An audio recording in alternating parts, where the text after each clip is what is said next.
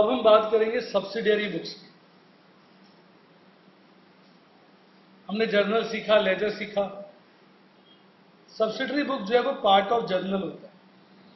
Actually अभी तक हमने ये सीखा कि हम जर्नल बुक में सारी एंट्रीज करते हैं। जब हम जर्नल बुक में सारी एंट्रीज करते हैं ना, तो हमारा जर्नल बहुत बल्कि हो जाता है। बहुत बल्कि मतलब बहुत हैवी हो जाता है, बहुत सारी एंट्रियां, ढेरों एंट्रियां। तो जर्नल मजेदार नहीं रहता, उसे हैंडल करना मुश्किल हो जाता है। तो हम क्या करते हैं, जर्नल को ब्रेक कर देते हैं।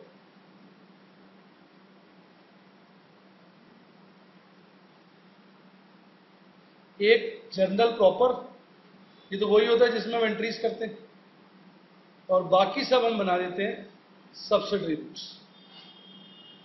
तो पहली बात आप ये समझो कि सब्सिडरी बुक्स जो है वो पार्ट ऑफ जर्नल ही है। क्या है? Part of journal he, journal का ही हिस्सा। बस क्योंकि सारी एंट्रीज जर्नल में करेंगे तो जर्नल बहुत बल्कि हो जाएगा। तो जो एंट्रीज बल्क में होती है, रूटीन में होती है, बहुत सारी होती है, उनके लिए हम अलग से एक रिकॉर्ड मेंटेन कर देते हैं जिसको हम बोलते हैं सब्सिडरी बुक्स। और उसमें फिर हम सारी एंट्रीज उनकी करते हैं। तो जो एंट्रीज सब्सिडरी बुक में हो जाएंगी फिर वो जर्नल प्रॉपर में नहीं है। ये बात समझ में आ गई अब? तो जर्नल सब्सिडरी बुक हम तभी बनाते हैं जब वो एंट्री बहुत फ्रीक्वेंट हो। तो जो पॉपुलर जर्नल सब्सिडरी बुक्स हैं वो ये है: purchase book, sales book, purchase return book, sales return book, cash and bank book, bills receivable book, bills payable book. जिसमें लार्ज नंबर ऑफ ट्रांजेक्शन्स होंगी केवल हम उसी की बुक बनाएंगे।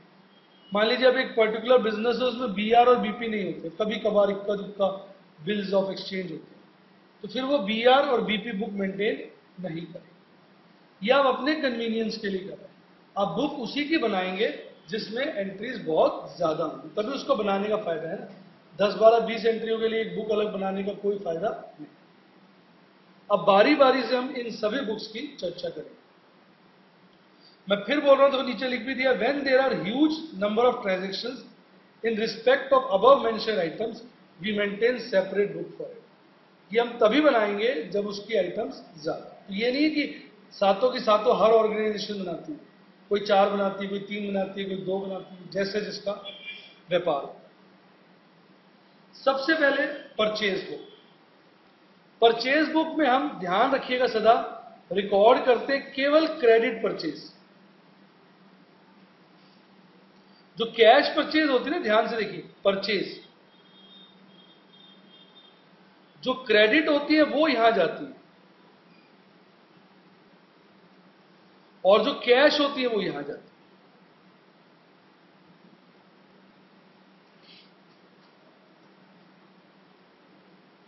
समझिए? इसी तरह सेल्स, जो क्रेडिट होती है वो जाएंगी सेल्स बुक में। अगर कैश सेल्स है तो वो किस में जाएंगी? कैश बुक में, बैंक। ये आपने ध्यान रखना, इसी के ऊपर क्वेश्चन आ जाते हैं। तो परचेज बुक में सदा ध्यान रखो हम क्रेडिट परचेज रिकॉर्ड करते हैं। इसमें जर्नल एंट्री की तरह एंट्री को रिकॉर्ड नहीं किया जाता, प्रॉपर डिटेल मेंटेन की जाती। जैसे मान लीजिए 5 तारीख को हमने राम से 5,000 डब्बे @20 लिए। कितने के हो गए? 10,000 नहीं, 1,00,000।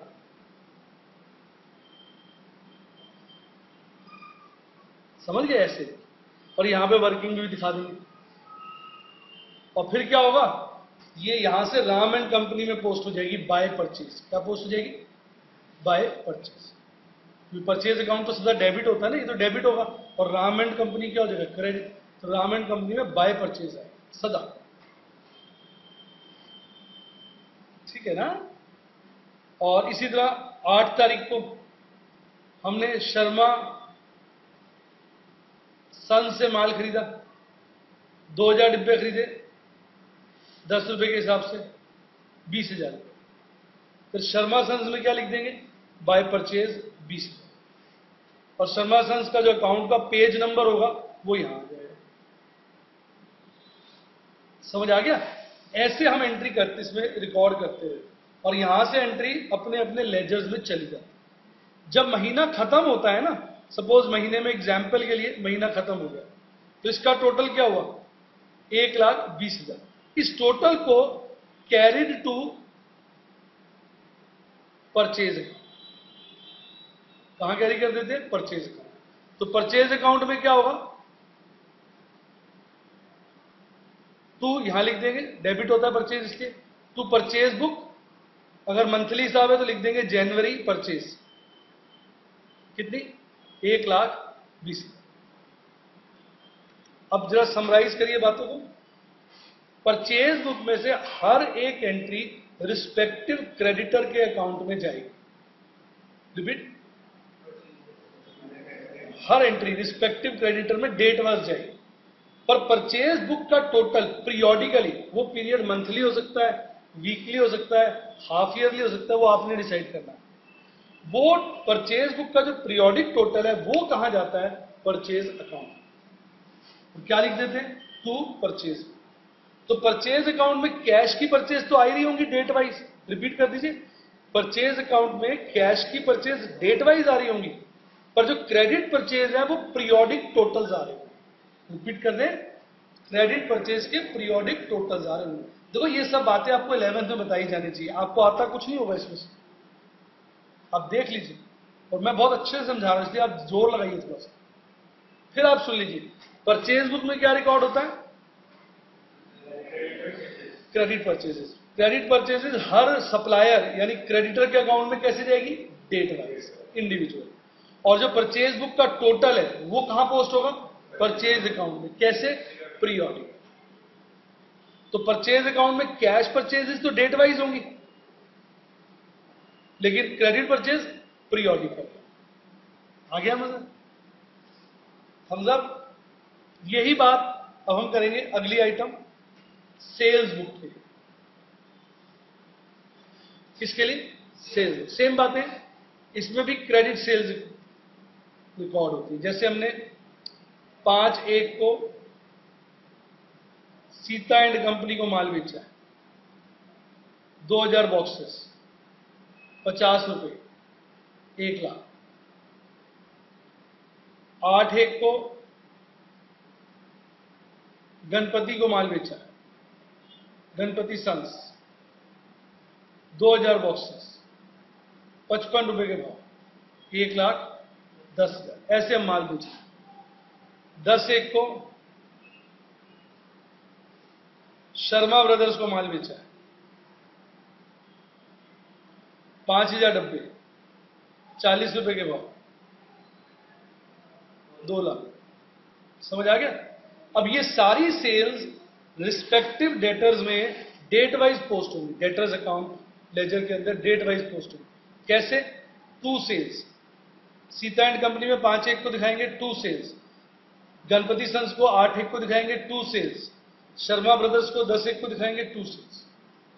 और इसका जो पीरियोडिक टोटल होगा, मान लो हमने अब टोटल कर दिया इसका, कितना आया, 4,10,000, वो कैरिड टू क्या हो जाएगा, सेल्स अकाउंट। तो सेल्स अकाउंट हो गया सपोज ये। तो सेल्स अकाउंट में मंथ एंड पे मान लो 31/1 का है, बाय सेल्स बुक, ब्रैकेट में लिख देंगे जनवरी सेल्स 4,10,000। तो अब फिर कैचअप करिए, सेल्स बुक के अंदर कैश सेल्स तो डेट वाइज आएंगी, कैश सेल्स डेट वाइज आएंगी, क्योंकि कैश सेल्स जाती है कैश बुक में और वहां से डेट वाइज जाएंगी sales account.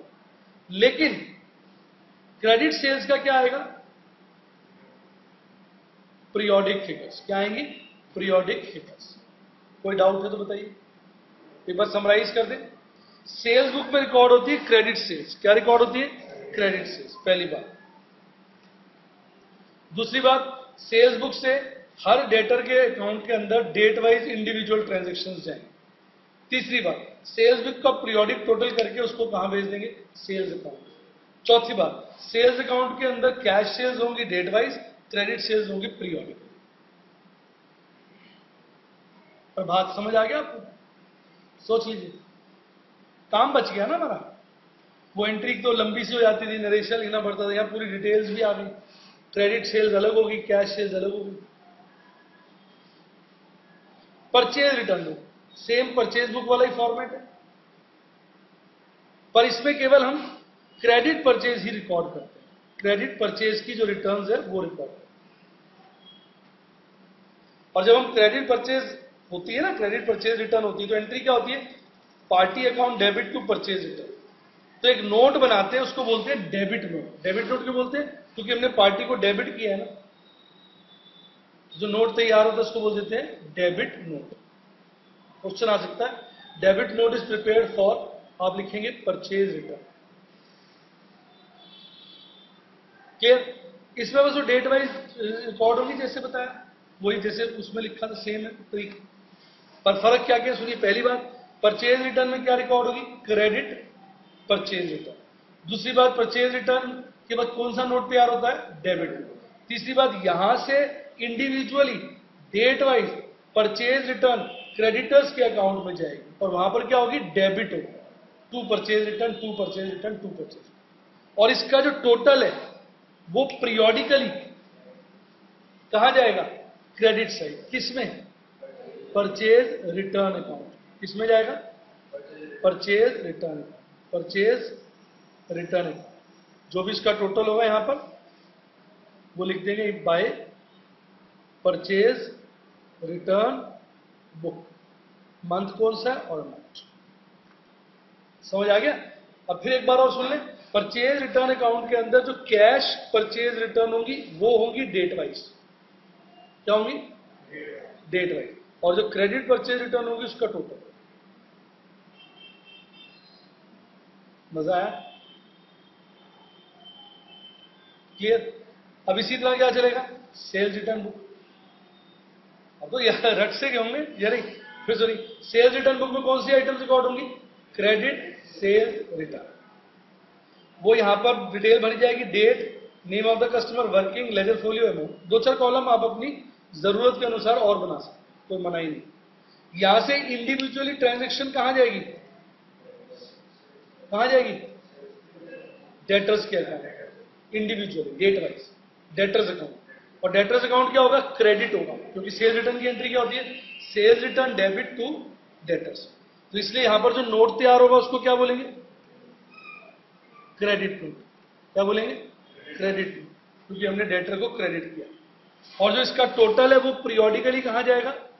Sales return account में। तो सेल्स रिटर्न अकाउंट में cash sales return date wise होंगी और क्रेडिट सेल्स रिटर्न पीरियोडिकली। मजा आ गया होगा? बिल्कुल आया? मजा आया? फिर चलिए, सेल्स रिटर्न बुक में क्या रिकॉर्ड होती है? Credit sales return. Sales return के बाद कौन सा नोट तैयार होता है? Credit note. Sales return individually creditor के डेटर्स के किस अकाउंट में जाती है? डेटर्स के किस साइड पे जाती है? Credit side. क्या? By sales return. और सेल्स रिटर्न का जो पीरियोडिक टोटल है सेल्स रिटर्न बुक का, वो कहां जाता है? Sales return account. Sales account return account में कैश सेल्स रिटर्न होती है डेट वाइज इंडिविजुअली, और क्रेडिट सेल्स रिटर्न होती है पीरियोडिक। एक बार और बोलो, बस क्लियर? फुल में मिल गया हो? अब बिल रिसीवेबल बुक, जब डेटर से हमने पैसे लेने होते कई बार हम उनसे बिल ले लेते, तो एंट्री क्या होती है? B R debit to debtors. B R debit to debtors. तो जब जब बिल लोगे तो फिर आप बिल रिसीवेबल बुक में डाल दोगे, अगर आपके बहुत सारे बिल्स लिखते हैं। और इसका बैलेंस कौन सा होता है? डेबिट बैलेंस, क्योंकि बिल रिसीवेबल क्या होता है? डेबिट। अब जैसे मान लो 3 तारीख को बिल नंबर 103 हमने बनाया, कस्टमर था श्याम सन्स, और हमने श्याम सन्स के ऊपर जो बिल बनाया उसमें लिखा था पेमेंट कर देना मुरली को। किसको? मुरली को। ठीक? बिल कौन बना रहा है? हम। तो ड्रॉअर कौन है? सेल्फ, हम है। मतलब पे भी हम हो सकते हैं, पे होता है जिसको पैसे देने, वो भी हम हो सकते हैं। ड्यू डेट तारीख जो 3 महीने बाद है, तो 3 1 में 3 महीने जोड़ो, 3 4, 3 दिन ग्रेस के होते हैं, 6 4। तीन महीने जो लोग हैं ना, 3 1 3 2 3 3 3 4, 3 दिन ग्रेस के होते हैं, 6 4। फिर जो डेटर्स का अकाउंट होगा वो यहाँ पर उसका पेज नंबर देते हैं, और यहाँ अमाउंट 10,000 है। तो बिल रिसीवेबल बुक में जब हम बिल ड्रॉ करते हैं तो एंट्री की जाती है। बिल रिसीवेबल बुक से इंडिविजुअली एंट्री कहाँ जाती है? डेटर्स अकाउंट में क्रेडिट साइड पे कहाँ जाती है?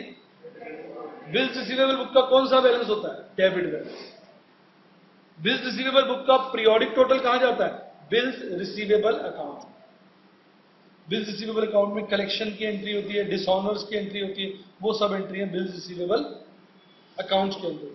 यहां सिर्फ बिल रिसीवेबल जो हम बनाते हैं, ड्रॉ करते हैं, उसकी एंट्री। मजा आया कि नहीं आया? क्लियर? इसी का भाई है बिल्स पेबल अकाउंट। जब हम बिल एक्सेप्ट करते हैं, कोई और ड्रॉ करता है, तो बिल्स पेबल अकाउंट। इसके भी सारे वही कॉलम, और इसका बैलेंस क्या होता है? Credit balance. और इसमें इसकी डीलिंग किससे होती है? क्रेडिटर्स। क्रेडिटर हम पे बिल ड्रॉ करते हैं, हम एक्सेप्ट करते हैं। तो यहां से date wise entry creditors account में जाएगी। किस साइड? Debit side. क्योंकि जब हम बिल एक्सेप्ट करते हैं तो एंट्री क्या होती है? Creditor account debit to BP. तो यहां से क्रेडिटर्स के डेबिट साइड पर एंट्री जाएगी, और इसका पीरियोडिक टोटल कहां जाएगा? Bills payable account. आई बात समझ में? क्लियर? और बिल्स पेबल अकाउंट के किस साइड पे जाएगा? Credit side. Thumbs up. अब आपकी जो लास्ट सबसे मेन बुक है वो होती है कैश बुक। कैश बुक 3 तरह की होती है। एक होती है सिंगल कॉलम, उसमें हम दोनों तरफ सिर्फ कैश अकाउंट का कॉलम बनाते हैं। एक होती है डबल कॉलम, उसमें कैश और डिस्काउंट अकाउंट का कॉलम बनाते हैं। और एक होती है ट्रिपल कॉलम, उसमें कैश अकाउंट, डिस्काउंट अकाउंट, बनाते हैं। 3 कॉलम बनाते हैं। कई लोग कैश बुक अलग, बैंक बुक अलग बनाते हैं। Single column cash book, single column bank book. कई लोग क्या करते हैं? कैश बुक, बैंक बुक और डिस्काउंट तीनों इकट्ठा बना लेते हैं, वो होता है ट्रिपल कॉलम। इसमें ध्यान रखना, कैश बुक हो गया, कैश कॉलम हो गया रियल अकाउंट, डिस्काउंट कॉलम हो गया नॉमिनल अकाउंट, और बैंक कॉलम हो गया पर्सनल अकाउंट। मजे की बात देखो, सारे अकाउंट आते हैं इसमें। दिमाग लगाओ, कैश कॉलम क्या हो गया? Real account. कैश कॉलम क्या हो गया? Real account. और बैंक कॉलम क्या हो गया? Personal account. और डिस्काउंट कॉलम क्या हो गया? Nominal account. डेबिट साइड पे आता है डिस्काउंट अलाउड, जो हमने दिया है, नुकसान है। क्रेडिट साइड में आता है डिस्काउंट अर्न्ड, जो हमको मिला है, इनकम है। समझ गए? स्टोरी सारी क्लियर होगी कि हमें बनानी तो आनी नहीं है कैश बुक वगैरह, हमें तो ऑब्जेक्टिव टाइप क्वेश्चन आने। तो एक बार रिवाइज कर लें, कैश बुक कितने प्रकार की होती है? 3 प्रकार की। सिंगल कॉलम में कौन सा कॉलम होता है? Cash column. डबल कॉलम में cash and discount column. Triple column में डिस्काउंट डेबिट साइड में कौन से वाला होता है? डिस्काउंट अलाउड, खर्चा। क्रेडिट साइड में कौन सा होता है? डिस्काउंट अर्न, जो मिला है। कभी कभी एंट्री होती है जैसे बैंक में डिपॉजिट कराया, बैंक में विड्रॉ कराया, तो उसकी डेबिट भी कैश बुक में होगी और क्रेडिट भी कैश बुक में होगी। क्यों? क्योंकि कैश अकाउंट भी वही है और बैंक अकाउंट भी वही है। इसको हम बोलते हैं कॉन्ट्रा एंट्री। क्या बोलते हैं? तो कॉन्ट्रा एंट्री 2 प्रकार की होती है, एक डिपॉजिट और एक विड्रॉ। डिपॉजिट की क्या होती है? Bank to cash. और विड्रॉ की क्या होती है? Cash to. आगे समझ में? इसको कॉन्ट्रा इसलिए बोलते हैं क्योंकि इसका डेबिट क्रेडिट दोनों सेम बुक में आते हैं। ये केवल ट्रिपल कॉलम के केस में होगी। किसमें होगी? Triple column. कोई डाउट? देख लो। अच्छा एक बात और, कैश बुक ना लेजर अकाउंट की तरह ही बनती है, इसलिए जब कैश बुक बनाते हो तो फिर कैश अकाउंट बनाने की आवश्यकता नहीं होती। जैसे सेल्स बुक बनाई थी तो सेल्स अकाउंट भी बनाया था,